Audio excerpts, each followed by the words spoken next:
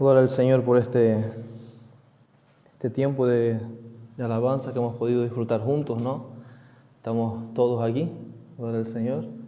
Creo que no me escapa nadie, ¿no?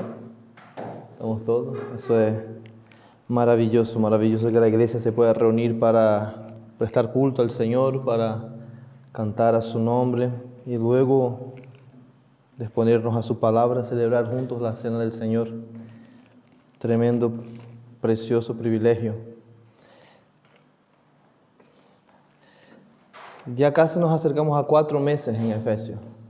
Parece broma, ¿verdad? Parece que empezamos ayer, ya vamos casi 4 meses. Llegamos hoy a la mitad de la carta, capítulo 3. Y como hemos podido empezar a notar en el sermón pasado, los últimos 2 sermones, el tono empieza a cambiar un poco. Notamos esa transición entre la maravillosa y abrumadora primera parte de la carta, el capítulo 1, primera parte también del capítulo 2, que hacen referencia a esa gloriosa gracia que Dios despliega en la obra de la salvación, ¿no? Esos textos que declaran verdades que realmente dan un nudo en las neuronas, que nos cuesta digerirlas, pero que son tan necesarias para nosotros. Hemos hablado de eso varias veces, ¿no? Y es muy fácil que nosotros, al ser expuestos mucho tiempo a esa gloriosa gracia del Señor, terminemos por darla por asumido, por algo común y natural, ¿no? Más que común y natural, algo que no impresiona tanto.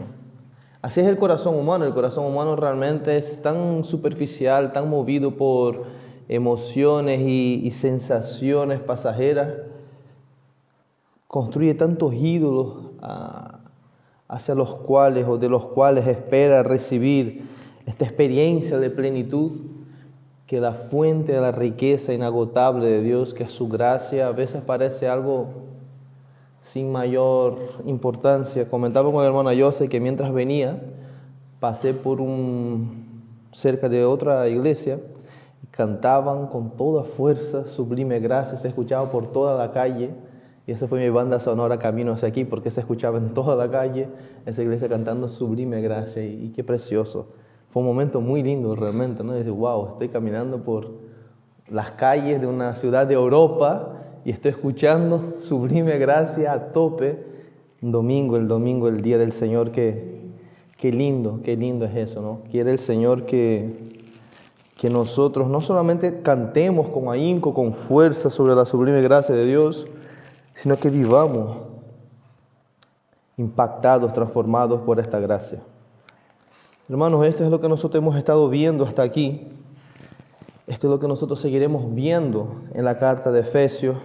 Pero como les decía antes, el tono empieza a cambiar y empezamos a ver las implicaciones de esta gloriosa gracia que transforma. Empezamos a ver cómo transforma la gracia de Dios, cómo nos transforma con relación a Dios y con relación al prójimo. Son verdades inseparables.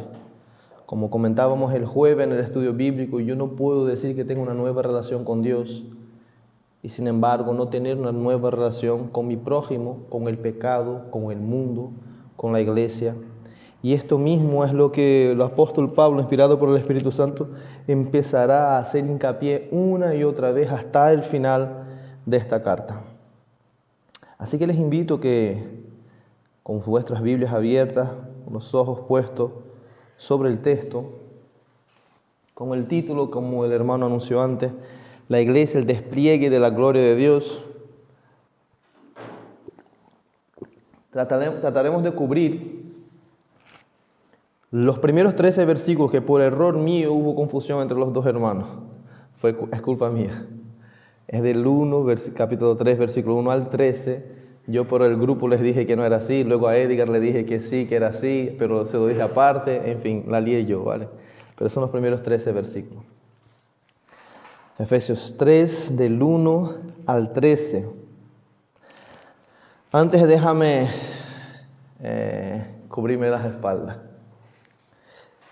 Esta es una serie de sermones expositivos. Hay una estructura, digamos, de manual que define cuando un sermón es expositivo y cuando no es expositivo. Digamos que un sermón expositivo al uso es como cuando usamos la aplicación de Google Maps, ¿no? Queremos ver Arrecife, Google Maps, y ponemos Arrecife, Lanzarote, Arrecife, ¿verdad? Y vemos un mapa completo de la ciudad. Podemos usar la vista de satélite y así reconocer descampados, zonas y etcétera. Y puedo decir, este es el barrio tal, este es el barrio tal, este es el barrio tal cual, y esta medular lleva de un punto al otro y tal. Te estoy exponiendo la ciudad de Arrecife, concentrándome en sus características más visibles, más notorias. Otra cosa es que yo pueda, con esa aplicación de Google Maps, podemos acercarnos, ¿no? Y podemos usar la vista de calle o la Street View. Y ponemos el muñequito ese ahí en una calle y podemos ir calle por calle de Arrecife.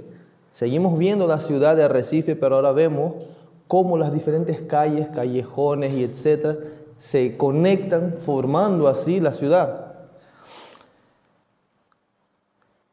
Esto será ese sermón. No será un sermón expositivo al uso, es decir, el texto tiene un énfasis muy claro, es obvio, pero dado las circunstancias de nuestra congregación, dado lo que hemos estado estudiando, hablando, tratando de respetar lo que yo creo que está haciendo el pastoreo mismo de Dios con esta iglesia, quiero andar por las calles de ese texto con ustedes para que entonces obviamente entendamos o disfrutemos o vivamos todo esto juntos, lo que el mensaje de Dios a través de esa carta nos quiere comunicar. Este capítulo 3 es la partición de aguas, ¿no? Es el límite donde ya nosotros empezaremos, como les he dicho, a ver qué es vivir para la alabanza de la gloria de Dios. Así que sin más, leamos el texto. Bueno, no lo voy a leer, ya lo ha leído el hermano José. Concentrémonos directamente entonces en la primera afirmación, en el versículo 1 del capítulo 3. Por esta causa yo, Pablo, les he dicho otras veces y seguiré diciendo, cada palabra es inspirada por Dios, por lo tanto tiene un peso y una utilidad en el texto.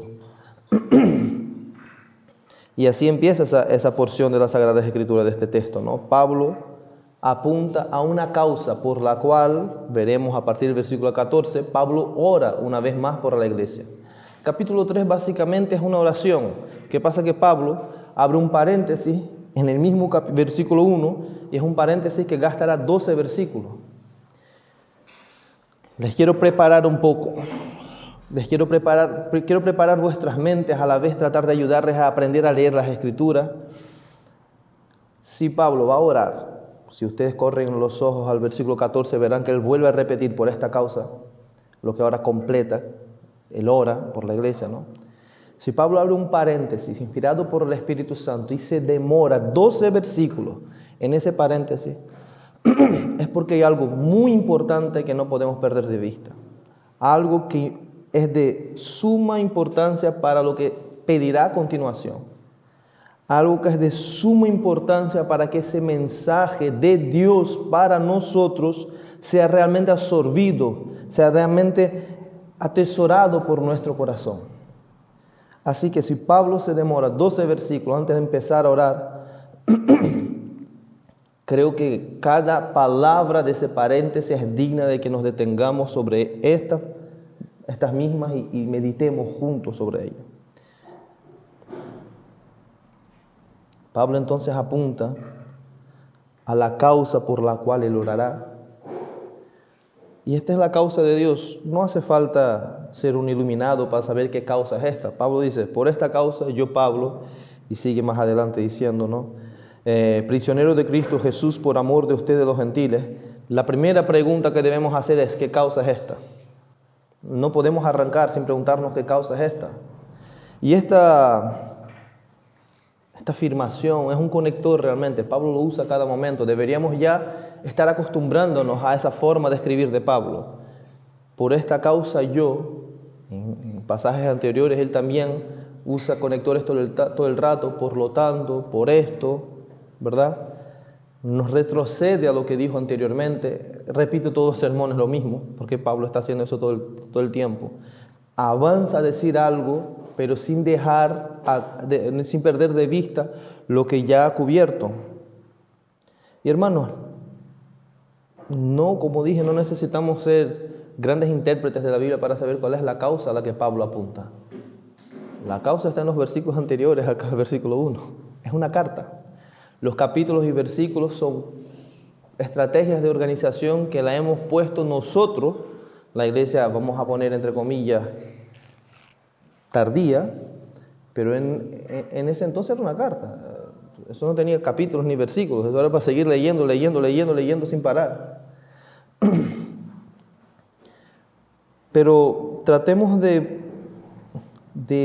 estirarnos un poco más y pensar acerca de esa causa. La causa de Pablo es la causa de Dios mismo, es la causa de Dios Padre. Dios ya había prometido a Abraham que bendeciría todas las naciones de la tierra a través de su descendencia. Y como podemos leer en Gálatas 3:16, leo: ahora bien, las promesas fueron hechas a Abraham y a su descendencia. No dice y a las descendencias como refiriéndose a muchas, sino más bien a una, y a tu descendencia, es decir, Cristo.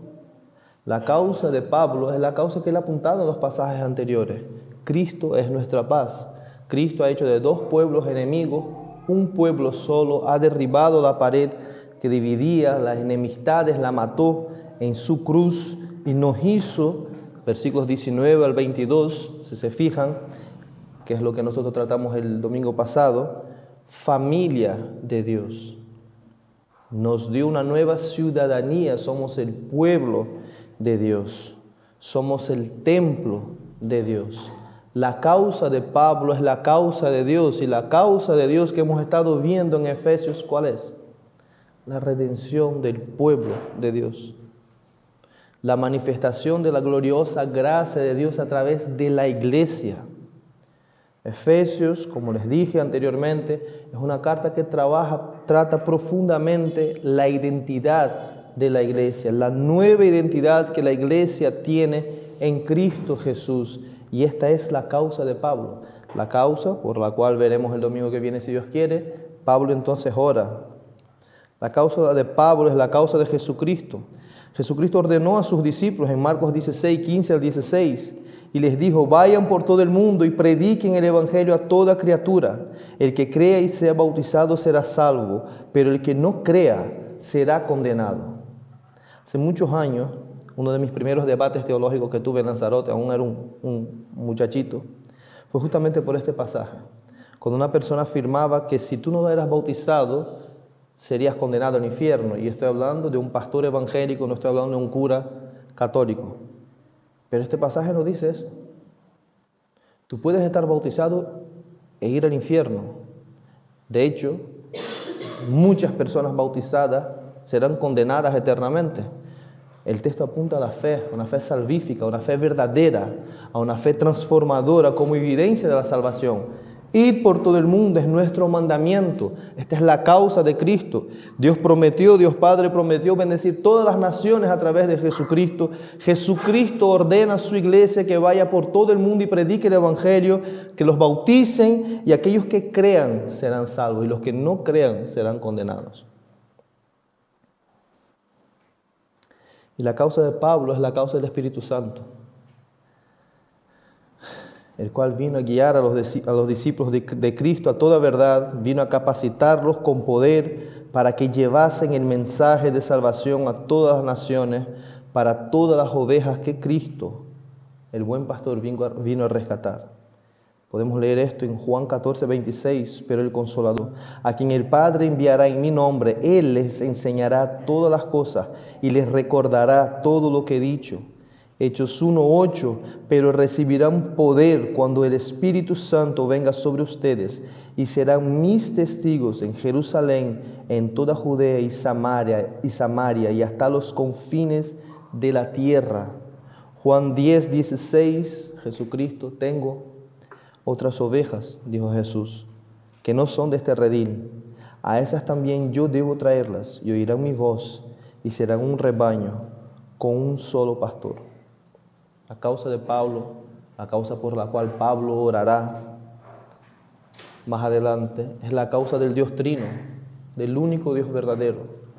El Dios que, como hemos podido leer en Efesios, por eso es muy importante respetar las indicaciones del mismo autor, ese Dios que se involucra en la salvación del principio al fin, un Dios que elige a su pueblo desde la eternidad pasada, un Dios que se encarna, vive, muere y resucita por su pueblo, y un Dios que viene a habitar dentro de su pueblo.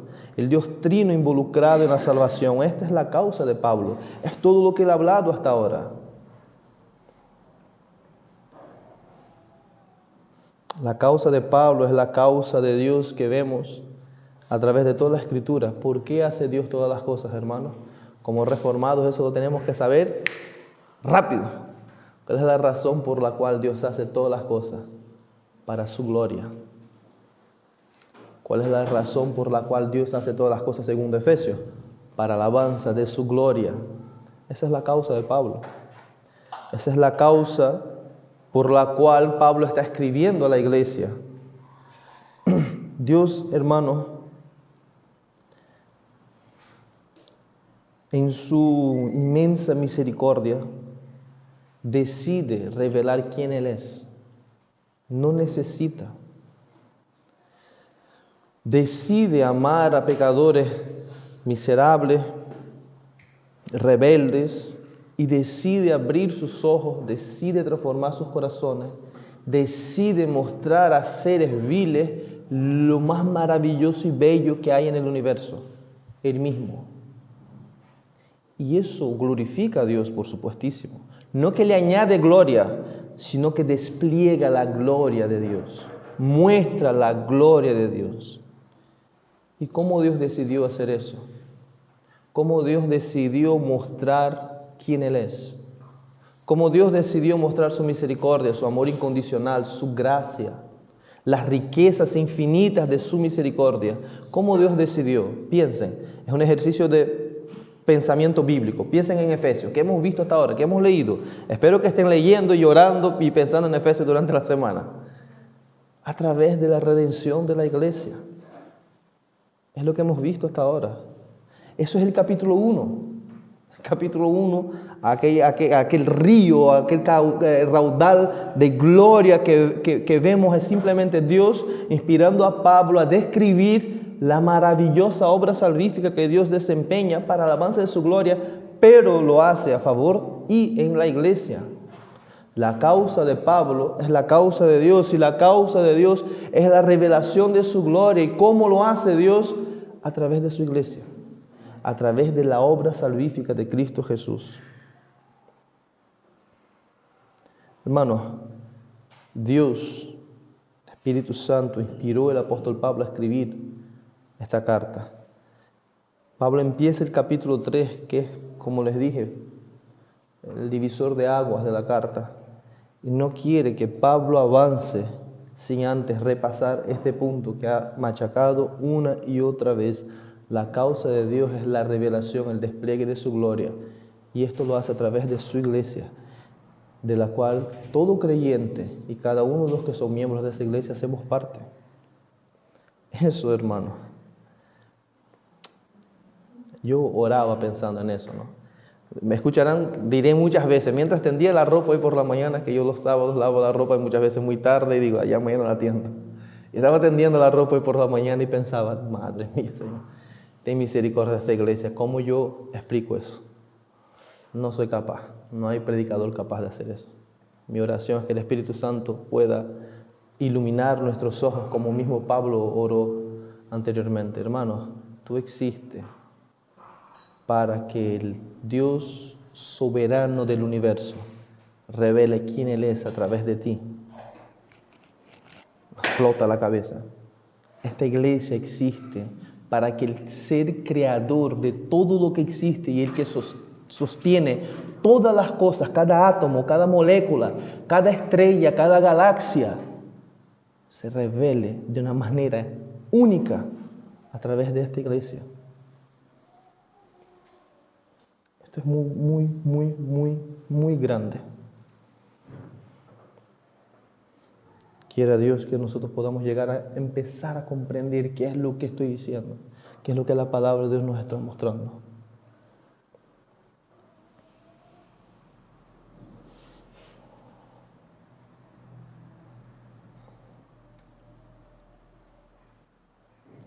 En el capítulo 2, hermanos, nosotros vimos cómo se nos indica que hemos sido salvados por gracia.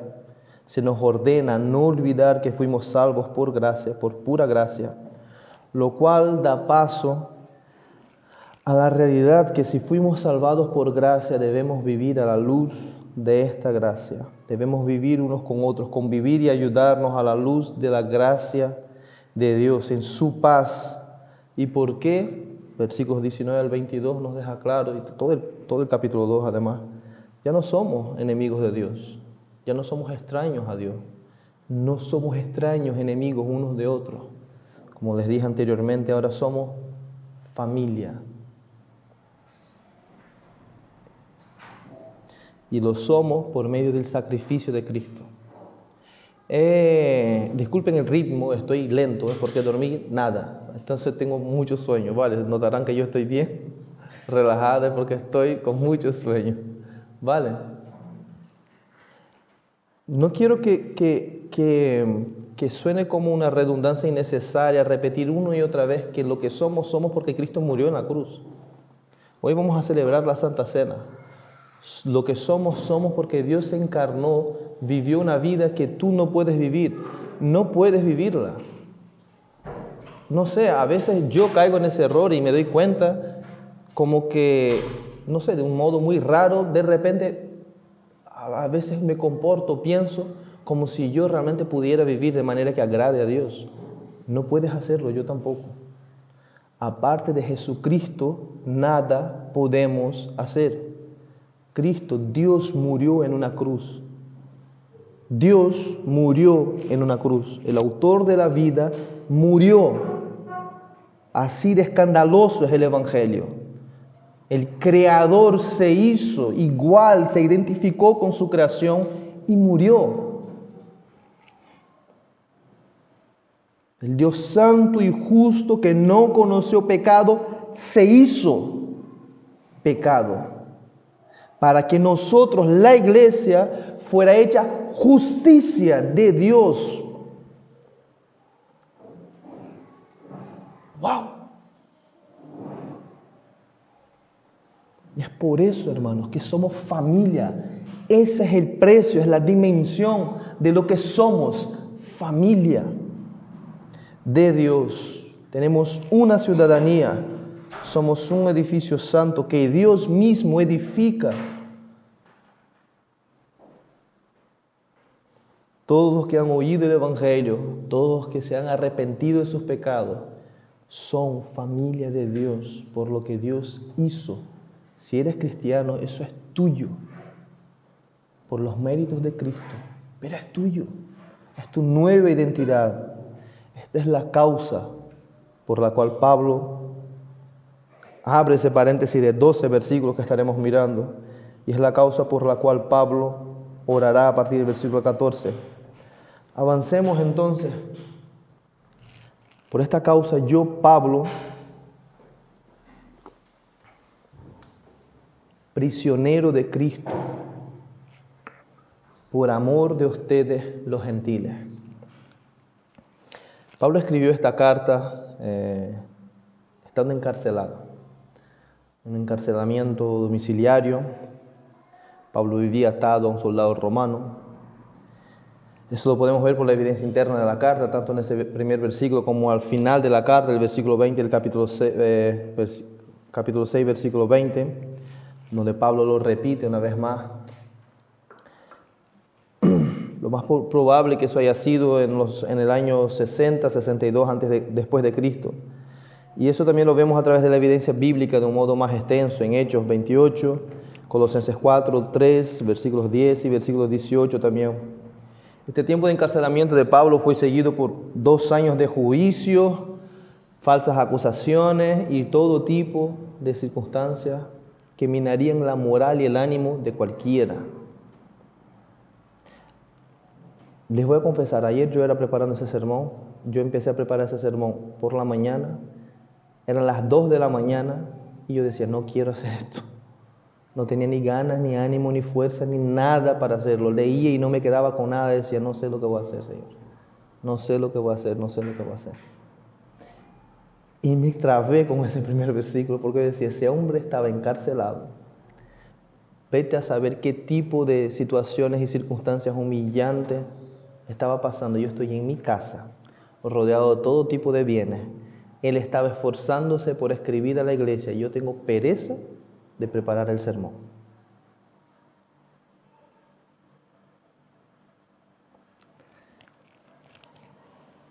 Hermano, es asombroso ver cómo Pablo veía sus circunstancias. Fíjense qué es lo que dice sobre su encarcelamiento. Fíjense lo que afirma. Pablo es prisionero no de Roma, lo dice el texto. Pablo no es prisionero de romano, no es prisionero de judío, no es prisionero de César. Él es prisionero de Cristo. ¿Y por qué es prisionero? Lean el texto. Por amor. Por amor a los gentiles, a la iglesia, a los elegidos de Dios de todas las naciones. Pablo está escribiendo lo que algunos teólogos llaman la carta magna de Pablo. Efesios es la cumbre de toda la teología de Pablo. Encarcelado. Ese hombre está lleno del Espíritu Santo, lleno de gozo, preocupado por la iglesia, en circunstancias que ojalá Dios en su misericordia me libre de experimentar jamás, nos libre de experimentar jamás. Encarcelado, y las cárceles de antiguamente no eran como las de hoy en día, ¿vale? Mucha gente que prefiere estar en la cárcel que estar en la calle hoy en día, en ese entonces no. En ese entonces no. La probabilidad de que entraras y no salieras es el del 99%. Y así fue con Pablo, de hecho. Es asombroso ver cómo Pablo no veía sus circunstancias como fracaso, no veía su esfuerzo evangelístico frente al rechazo y resistencia de los incrédulos como pérdida de tiempo. Es desafiante considerar lo tan despegado al estatus social, a la condición financiera y planes personales de lograr notoriedad en el mundo de su época que presenta Pablo. Él no es prisionero de hombres, es prisionero de Cristo, el Dios soberano. Ese Dios soberano es quien tiene a Pablo prisionero y la razón es por amor a la iglesia. Meditemos, hermanos, un poco y posiblemente el sermón se va a acabar en esta meditación. Meditemos un poco acerca de qué es el amor. Nicolás Tranchini define el amor como una respuesta del corazón a aquello que es precioso. Aquello que mi corazón considera como precioso, reacciona con acciones de amor. Ahora bien, hermanos, si ustedes piensan, van a ver que no es una locura lo que voy a decir. Piensen brevemente, así rápido. El Nuevo Testamento, todas las veces que habla del amor, hace referencia a un hecho. ¿Cuál es ese hecho? El sufrimiento de Cristo. Todas las veces que el Nuevo Testamento define el amor, apunta a la cruz de Cristo. Todas las veces que el Nuevo Testamento, Dios a través del Nuevo Testamento nos ordena amar, pone como estándar el sacrificio y la muerte de Cristo.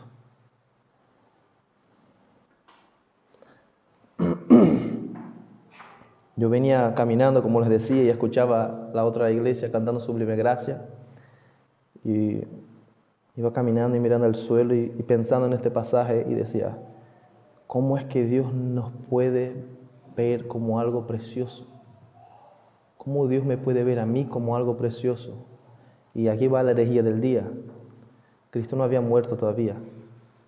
Su justicia no se nos había dado todavía.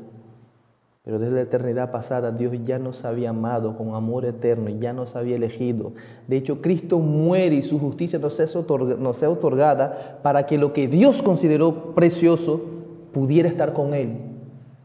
¿Entienden? No sé explicar eso. La Biblia simplemente dice que Dios, que es rico en misericordia, con su gran amor con que nos amó, como voy a conectar dos textos bíblicos, no escatimando ser como Dios, se humilló para salvarnos.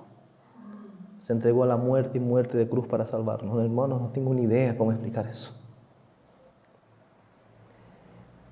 Es abrumador pensar que hubo una respuesta en el ser divino hacia seres tan miserables como yo, como nosotros.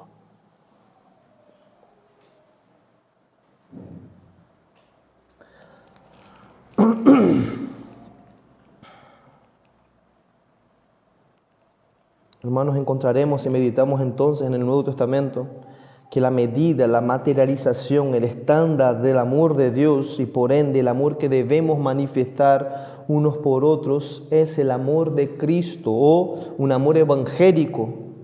Y este amor se caracteriza, se distingue y se manifiesta, y presten mucha atención a lo que voy a decir, lo voy a repetir. Ese amor de Cristo, ese amor evangélico que Dios tiene por nosotros y que nosotros debemos tener unos por otros, se distingue, se caracteriza, se manifiesta por hechos de sacrificio en servicio de las necesidades de otros que no merecen esa clase de amor y que tampoco pueden restituir la pérdida que involucra amarlos de esta manera. Y la pérdida, hermano, es mi vida misma. Se los voy a repetir, se los voy a leer bien despacito. El amor de Cristo, el amor evangélico se caracteriza, se distingue y se manifiesta por ser sacrificial en servicio a las necesidades de otros que no merecen esta clase de amor y que no pueden restituir aquello que se sacrifica por amor.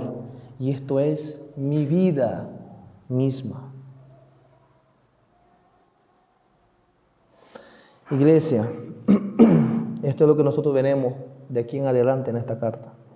Pero yo les quiero adelantar un poco de lo que el mismo Pablo indica más adelante, la cual debe ser la respuesta natural, ojo al dato, natural de aquellos que han recibido una naturaleza sobrenatural por el Espíritu Santo. Y esta respuesta, esta nueva naturaleza que responde, actúa a través del amor que debemos tener unos por otros. Como Cristo nos amó y por ello murió en nuestro favor. Efesios 5, versículos 1 y 2. Sean pues imitadores de Dios como hijos amados y anden, que es lo mismo que decir vivan, que vuestra vida sea definida, anden en amor. Un amor romántico, un amor de Hollywood, un amor de las novelas, no. Así como también Cristo les amó y se dio a sí mismo por nosotros, ofrenda y sacrificio a Dios como fragante aroma. Y eso debe traer a nuestra mente los sacrificios del Viejo Testamento ardiendo en la presencia de Jehová. Sangre y sufrimiento, entrega total. Ese es el lenguaje que usa las Escrituras.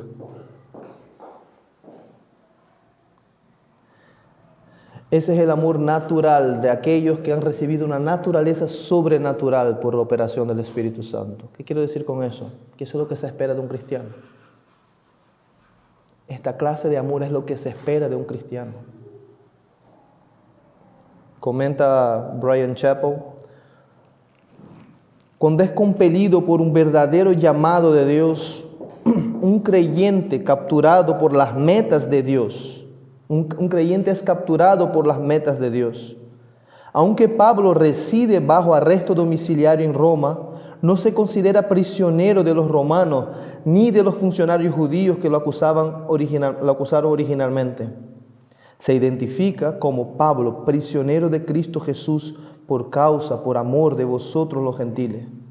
Con estas palabras de encarcelamiento a Cristo, el apóstol nos dice que el que es llamado de Dios está dispuesto tanto a morir a sí mismo como a vivir para los demás. Amados de Dios, fíjense en el texto que tiene delante. Las sagradas escrituras que la llamamos, ¿verdad? La palabra de Dios. Hermanos, no es celo religioso que define el verdadero cristiano. Tampoco es el celo religioso que define a la iglesia de Cristo. No es su alta instrucción filosófica lo que define la iglesia de Cristo, lo que define a los cristianos. Es el amor lo que define el verdadero cristiano y la iglesia de Cristo. No es la obediencia estricta e impecable lo que refleja el carácter de Dios. No es el rigor teológico lo que refleja la verdadera piedad. El amor es lo que refleja el perfecto carácter de Dios. El amor es lo que causa la verdadera piedad. Alguno estará pensando, Emerson se está volviendo muy ñoñi, muy romanticón. ¿Qué le pasa a este? No, eso dice las Escrituras. La ley de Dios, hermanos, refleja su perfecto carácter. El cumplimiento de la ley, la verdadera piedad, que es imposible cumplir la ley sin esto, ¿qué es? El amor. Sin amor es imposible cumplir la ley aunque obedezcas cada uno de los mandamientos. Romanos 13, 8 al 10. No deban a nadie nada sino el amarse unos a otros, porque el que ama a su prójimo ha cumplido la ley. Porque esto, no cometerás adulterio, no matarás, no hurtarás, no codiciarás, y cualquier otro mandamiento en esta palabra se resume: amarás a tu prójimo como a ti mismo. El amor no hace mal al prójimo, por tanto el amor es el cumplimiento de la ley. Hermano, hace unos días alguien me sorprendió con una afirmación que la verdad que me asustó. La persona dijo lo siguiente: toda persona que yo conozco que está muy metida con Dios es fría y dura. Y cuanto más metida con Dios está, más fría y dura es. Obviamente una afirmación como esa, cualquiera de nosotros deberíamos reaccionar y negarla y decir, eso no es así, ¿no? Deberíamos, y es verdad, es ilógico. Si Dios es amor, ¿cómo es que yo cuanto más me meto, me relaciono con Dios? Pues seré lo contrario, amor. ¿Cómo es que cuanto más me involucre en las cosas de Dios, me pareceré más al diablo? No tiene lógica. Sin embargo, debemos usar frente a esa afirmación algo de autocrítica. Porque esa persona percibió esto relacionándose con cristianos que nosotros llamamos hermanos, que son también iglesia de Cristo al igual que nosotros. Y la pregunta es, si esa persona se relacionara con nosotros, con nuestra congregación, con cada uno de nosotros, su opinión cambiaría. ¿Será que al conocernos más personalmente, sería convencida de lo contrario? Que cuanto más me relaciono con Dios, cuanto más estoy metido en las cosas de Dios, como me dijo, más amable, misericordioso soy. Sean sinceros con ustedes mismos y cuestiónense. Si esa persona pudiera ver cómo vives, cómo te relacionas en tu matrimonio, cómo educas a tus hijos, cómo te relacionas con tu vecino, cómo te relacionas con esta iglesia, su opinión cambiaría. Jerry Bridges escribió un libro titulado, en castellano al menos, Pecados respetables, confrontemos esos pecados que toleramos. Un libro que animo a todos que lo consigan y lo lean, vale la pena. Teniendo este título en mente, vamos a hacer algo de gimnasia teológica. Hermanos, ¿cuál es el peor pecado? Sí, en verdad, quiero que piensen, ahí. Piensa, ¿cuál es el peor pecado? Y no es la blasfemia contra el Espíritu Santo. Que dice Emerson, eso es el pecado imperdonable, son esferas distintas. El peor pecado será, por supuestísimo, infringir el mayor de los mandamientos. Es lógico, ¿no? Infringe el mayor de los mandamientos, cometes el peor de los pecados. Es proporcional una cosa a la otra. ¿Cuál es el mayor de los mandamientos? Amar a Dios con todo mi ser. Pero el mandamiento no termina ahí. Amar al prójimo como a mí mismo. El mandamiento más grande es que todo lo que hay en mí, toda expresión de lo que yo soy, refleje, se materialice, responda en amor por lo que Dios es. Y que todo lo que yo soy ame a mi prójimo como yo me amo a mí mismo. ¿Sabe cuál es la conclusión de esto? Que todos vivimos cometiendo el peor de los pecados. Todos. Nosotros los cristianos.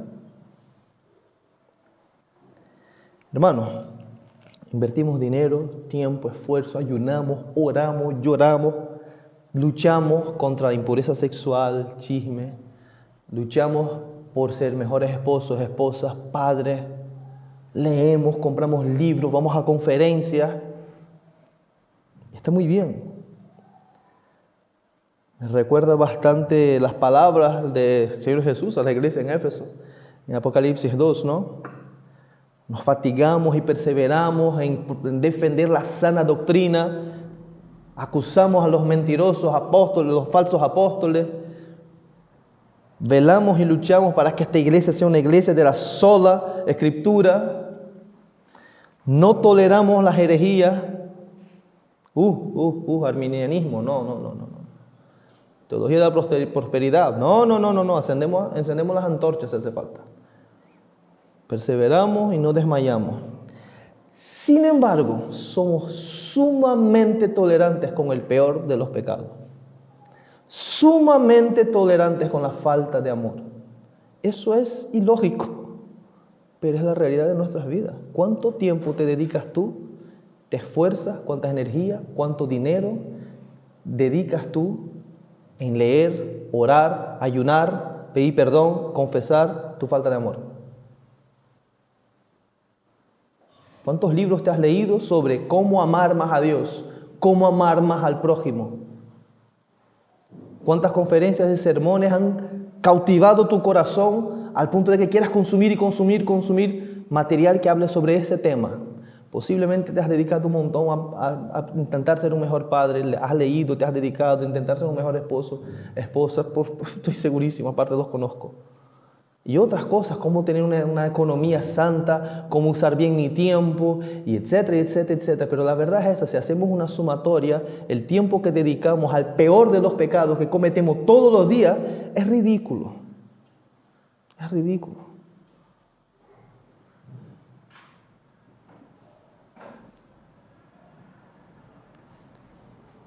Llevo tiempo meditando sobre eso, tiempo, sobre mi vida, Yo les estoy extendiendo algo que yo llevo tiempo machacando sobre mí mismo. Emerson, te dedicas un montón a leer y a meditar y a orar y a escribir. ¿Y qué tal el amar a Dios sobre todo, con todo tu ser y al prójimo como a ti mismo? Y sobre toda esta parte, al prójimo como a ti mismo, porque yo puedo inflar mi boca y decir, yo amo a Dios con todo mi ser. La Biblia me llama mentiroso si yo digo amar a Dios pero no amo a mi prójimo. Entonces, a mi pecado de no amar a Dios y al prójimo añado mentira y falsedad todo el tiempo.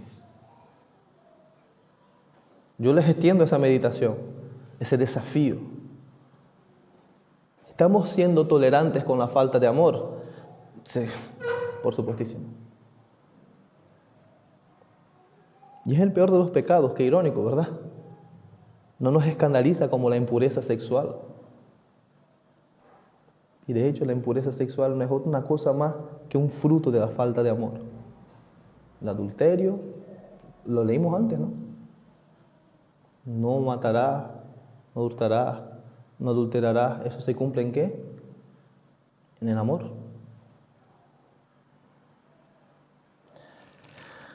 Iglesia, no podemos ser una iglesia evangélica de la gracia si no somos una iglesia evangélica del amor. Es imposible. Podemos dar golpe de pecho, Tenemos como referencia la IEG en Barcelona, Pastor David Barceló, ¡wow!, los héroes de nuestra fe. Estupidez. Estupidez. No podemos ser una iglesia evangélica de la gracia si no somos una iglesia evangélica del amor.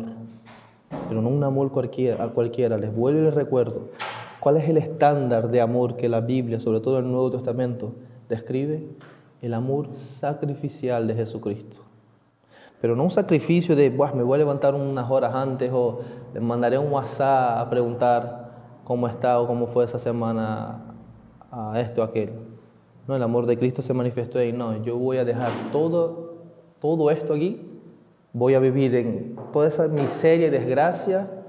Ellos no pueden obedecer, voy a obedecer por ellos, moriré por ellos y resucitaré por ellos. Me uniré a ellos inseparablemente por todo el resto de la eternidad. Un amor que simplemente abrió manos y amó completamente.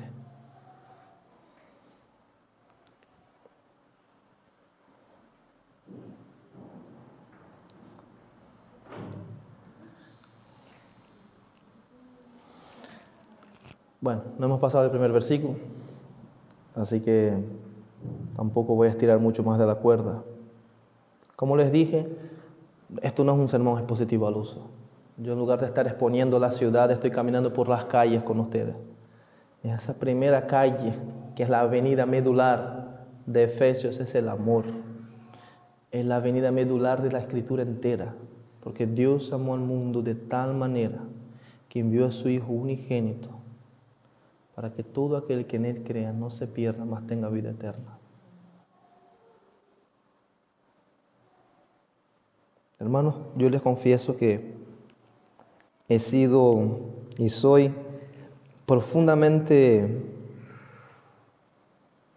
movido por este pensamiento. Cuán tolerante soy con la falta de amor.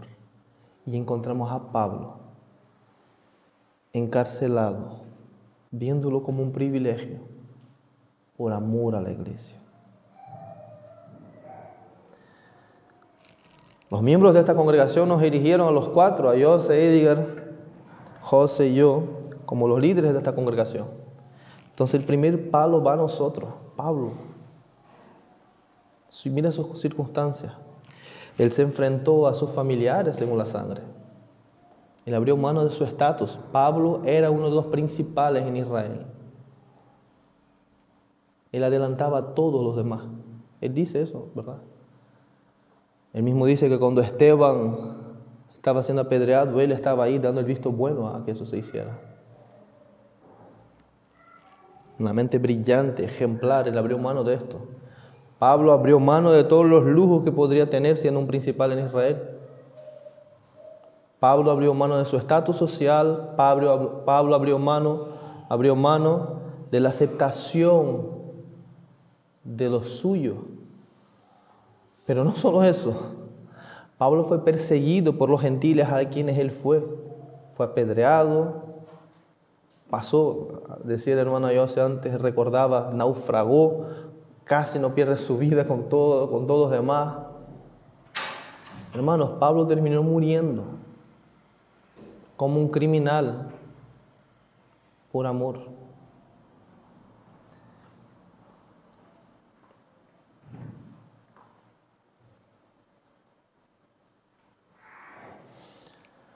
Pablo entregó su vida, hermano, por la causa de Cristo.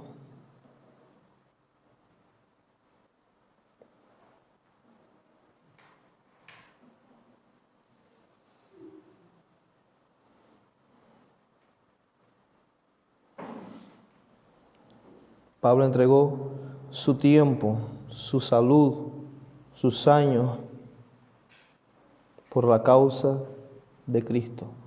La causa de Cristo es la causa de la iglesia.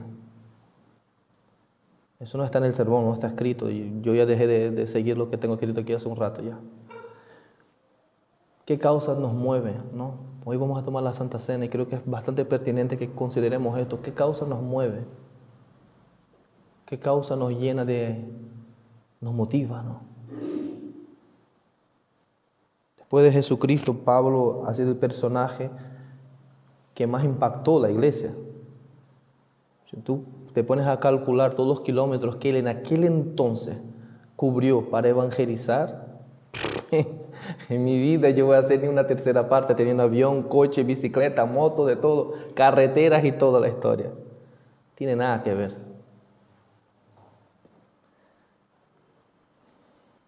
Yo me acuerdo cuando entré a trabajar en la empresa que trabajo ahora, me sentía súper privilegiado, y por más dura que fuera la tarea, más esfuerzo yo ponía. Y si yo tenía que hacer 10, yo hacía 20. Quería mostrar a mis jefes que estaba agradecido.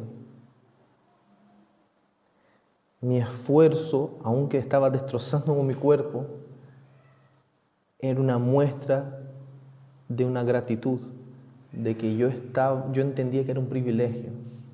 Eso veremos en el sermón pasado. Todo el esfuerzo de Pablo es porque él entendía que el hecho de que Jesucristo hubiese muerto por él era un privilegio. En Gálatas 2, Pablo dice: el vivir para mí es Cristo. Lo que yo vivo en esa carne es por la fe del Señor Jesucristo, aquel que murió y se entregó por mí. Será, hermanos, quiero terminar con esto, que lo que vamos a celebrar hoy realmente impacta nuestras vidas. Y disculpen que yo esté haciendo esas preguntas incómodas, no es con la intención de producir en nosotros una reacción legalista de que, ok, Emerson, entonces tengo que hacer dichas cosas para vivir como un cristiano. No. Pablo hacía esas cosas porque Dios había conquistado su corazón. Realmente esa luz que le vio desplegada en el cielo cuando Cristo le apareció, iluminó las tinieblas de su corazón y no se fue. Y ese hombre se desvivió por ello. Y yo me cuestiono, Emerson, ¿será que esa luz deja de brillar o está dejando de brillar o qué pasa en tu vida? Y yo me pregunto, iglesia, ¿será que eso pasa con nosotros? Es súper emocionante cantar sobre la gracia de Dios, pero ¿qué tal vivir a la luz de la gracia de Dios?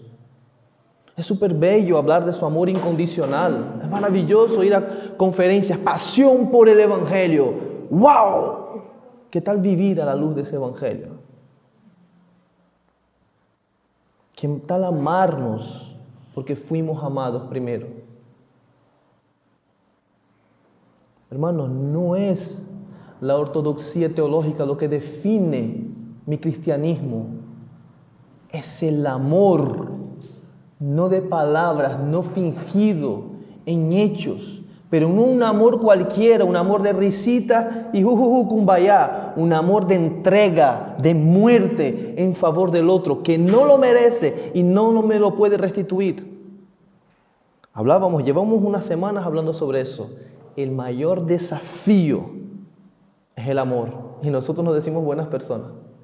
Qué bueno soy, qué guay soy, ¿no? Y sí, somos Emerson, somos reformados. No, depravación total. Como dice el hermano Edgar, toca la tecla de alguno. Vamos a practicar el confrontarnos, ¿no?, con nuestros pecados. Vamos a saltar, hermanos, vamos a saltar. Porque todavía nos creemos muy buenos. Nos creemos por encima de cualquier crítica y corrección. Es así. ¿Por qué no nos queremos exponer? ¿Por qué no queremos abrir nuestros corazones? Porque estamos por encima, no me toquen. Esta es una realidad nuestra, del ser humano, de esta iglesia. ¿Y la solución cuál es? Fue la solución en la vida de Pablo? El Evangelio. ¿Cuál es la solución para esta iglesia? No perder de vista el Evangelio. No perder de vista que Dios, para mostrar la grandeza de su gloria, quién Él es, escogió la humillación por amor a nosotros. Y a través de eso desplegó su gloria de manera inimaginable.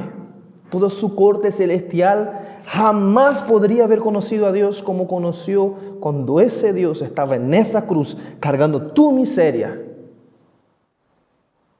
Nosotros que somos totalmente contrario a Dios, Él es amor. Y el mayor desafío para nosotros es amar. Somos lo opuesto. qué gracia, qué misericordia, qué amor, qué Dios es este. Y es mirando a ese Dios y cuando cautiva nuestros corazones y rompe nuestro orgullo y nos entregamos a sus pies, como veremos Pablo más adelante diciendo que Él era el más pequeño de todos los santos. Cuando nos vemos realmente como somos, aparte de Cristo, encontramos que es un privilegio vivir por amor, morir por amor, servir por amor. Hermanos, hoy celebraremos la Cena del Señor. En memoria de lo que Él hizo, participaremos de la Cena del Señor. En memoria de su amor incondicional. No lo haremos por nuestros méritos, por los suyos. No nos amemos o no esperemos que el otro tenga mérito para que yo le pueda amar. ¿Entienden qué quiero decir? Fuimos amados por los méritos de Cristo. Somos amados porque Dios es amor. No esperemos que el otro cumpla con mi medida para amarlo, como Cristo nos amó. Celebremos la Santa Cena, hermanos, celebremos la Santa Cena. Eso recuerda que Dios murió por tus pecados, pasados, presentes y futuros. Confiadamente acércate a la mesa, toma la Santa Cena, celebremos juntos con gozo. No es un sermón para tristeza, es un sermón para recordar. ¿Vieron el escenario feo y triste que acabo de mostrar? Cristo estaba en la cruz y sabía que tú eres así. Y dijo, está consumado. Él sabía. Él sabía. Ese pecado tan terrible que tienes tú, el Hijo de Dios, Dios encarnado, llevó sobre sí. Tu desprecio, Él lo abrazó. Para que tú hoy pudieras acercarte confiadamente. Que pudiéramos acercarnos juntos como cuerpo, confiadamente.